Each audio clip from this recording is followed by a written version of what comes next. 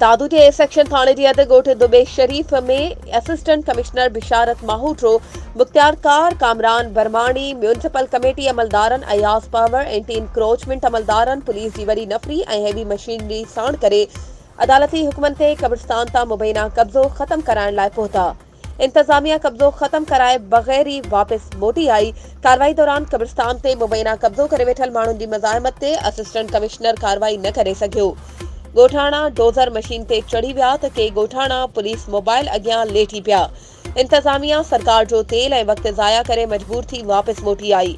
Assistant commissioner साण वठी वियल police एहलकारनि खे मज़ाहमत कंदड़ कब्ज़ा माफ़िया खे हिरासत में वठण लाइ मिनथू कंदो रहियो। पुलिस संदसि हिक बि न ॿुधी। फरियादी अली हसन लुंड चयो त दुबे शरीफ़ में कब्रिस्तान जी 7 एकड़ ज़मीन ते सैयद पवर ऐं लुंड बिरादरी जे माण्हुनि जो कब्ज़ो आहे। अदालती हुकुम आहिनि त कब्रिस्तान जे प्लाट ते कब्ज़ो ख़त्म करायो वञे। इंतजामिया कब्ज़ो ख़त्म कराइण लाइ वञे थी ऐं फोटो सेशन कराए वापसि मोटी अचे थी। कब्ज़ो ख़त्म नथो करायो वञे। हुन मुतालबो कयो त कब्रिस्तान जी ज़मीन तां कब्ज़ो ख़त्म कराए ॾिनो वञे।